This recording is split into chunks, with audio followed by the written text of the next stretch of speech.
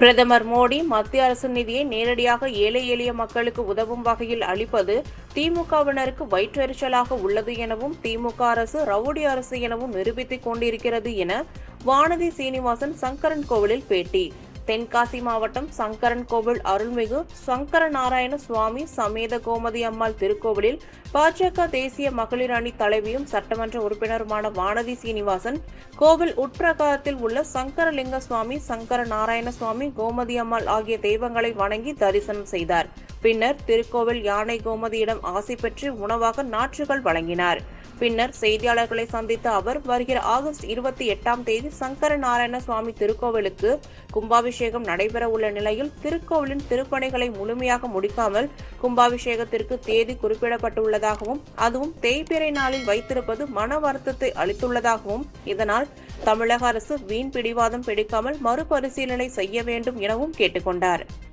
அதேபோல கோவிலில் அதிகமான ஓவியங்கள் உள்ளதாகவும் அதனை வண்ணம் தீட்டி புதிய ஒளிபர செய்து அதன் பின்பு கும்பாபிஷேகம் நடத்த வேண்டும் எனவும் இதில் தமிழக முதல்வருக்கு இதில் எந்த நம்பிக்கையும் இல்லை என்றும் அவரது துணைவியாரிடம் கேட்டாவது பக்தர்களின் கோரிக்கையை மறுபரிசீலனை செய்ய வேண்டும் எனவும் பெரும்பான்மையான இந்து சமய அறநிலையத்துறை கோவில்களில் பக்தர்களின் நன்கொடையை வைத்துதான் கும்பாபிஷேக விழா நடத்துவதாகவும் தமிழக அரசு முயற்சி எடுத்து கோவில் கும்பாபிஷேக விழா நடத்துகிறது என்றால் 5% மட்டுமே என்றும் மத்திய பட்ஜெட்டில் தமிழ்நாடு என்ற வார்த்தை இல்லாதது குழந்தைத்தனமான பேச்சு என்றும் அம்ருத் திட்டம் சாகர்மாலா திட்டம் உள்ளிட்ட திட்டங்களுக்கு 1000 கோடி ரூபாய்க்கு மேல் தமிழகத்திற்கு மத்திய அரசு ஒதுக்கியுள்ளதாகவும் அதனை தமிழக அரசு மோடி மதிப்பதாகவும் தெரிவித்த அவர் சிறு குறு விவசாயிகள் உள்ளிட்ட ஏழை எளிய மக்களுக்கு நேரடியாக மத்திய அரசு நிதி அளிப்பது திமுகவினருக்கு வயிற்றெரிச்சலாக உள்ளது எனவும் வானதி சீனிவாசன் தெரிவித்தார்.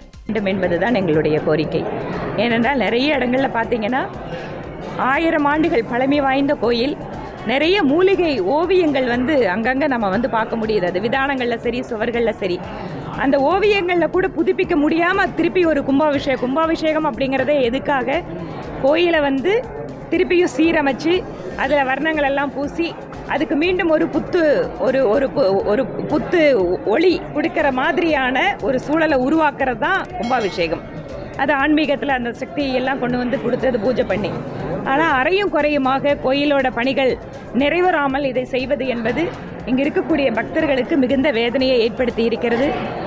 இந்து அறநிலைத்துறை அமைச்சரும் சரி, மாநிலத்தினுடைய முதல்வரும் சரி, மாநிலத்தோட முதல்வருக்கெல்லாம் இதிலெல்லாம் எந்த நம்பிக்கையும் கிடையாது. அதனால் மாநிலத்தோட முதல்வர் அவருடைய துணைவியாரிடம் கேட்டு ஒரு கோயிலில் கும்பாபிஷேகம் அப்படிங்கிறது முழுமையான பணிகள் எப்படி நிறைவுற்று இருக்க வேண்டும் என்பதையாவது அவர் புரிந்து கொண்டு இந்த பக்தர்களுடைய கோரிக்கையை அவர்கள் பரிசீலனை செய்ய வேண்டும் என்பதுதான் எங்களுடைய நிலைப்பாடு.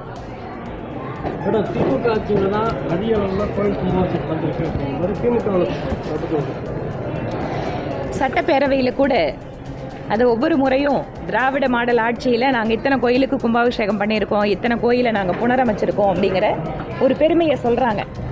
ஆனால் இதில் எல்லாம் பார்த்தீங்கன்னு சொன்னால் அந்த கோயில் கும்பாபிஷேகம் இதனோட செலவில் எத்தனை அரசு கொடுக்குது, எத்தனை உண்டியல் காணிக்கையிலேருந்து எடுத்து பண்ணுறாங்க, எத்தனை கோயிலுடைய பக்தர்கள் அந்த நன்கொடையாக கொடுத்து அந்த கோயிலோட பணிகளை செய்கிறாங்க அப்படின்னு பார்த்தீங்கன்னா பெரும்பான்மையான கோயில்கள் அந்த கோயிலுடைய பக்தர்களுடைய நன்கொடையினால தான் இத்தனை குடமுழுக்கோ இத்தனை தூரம் அதனால அதற்கு அந்த கோயிலுடைய புனருத்தாரண பணிகள் எல்லாமே அதில் தான் நடக்குது.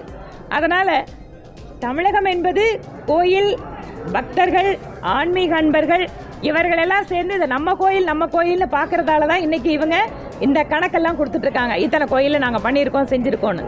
இதையெல்லாம் அரசாங்கம் முன்னிருந்து அவர்களே செலவழித்து அல்லது அவர்கள் முயற்சி எடுத்து பண்ணுறாங்களான்னு பார்த்தீங்கன்னா 100க்கு 5% கோயிலில் கூட அது கிடையாது.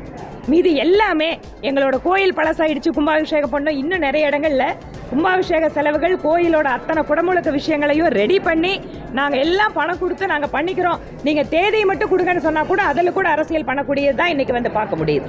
அதனால் கோயில் விஷயங்களில் தயவு செய்து கோயிலுடைய பக்தர்கள், ஆன்மீக அன்பர்களுடைய அறிவுரையை கேட்டு அதன்படி இந்த அரசு நடக்கும் என்றால் அதுதான் உண்மையாக மக்களுக்கான அரசாக இருக்க முடியும். நன்றிங்க. மத்திய பட்ஜெட்டுக்கு சங்கரன் கோயிலுக்கு முன்னாடி கூட வந்திருக்கேன். இடைத்தேர்தல் போது பிரச்சாரத்துக்கே வந்திருக்கேன். சொல்லுங்க.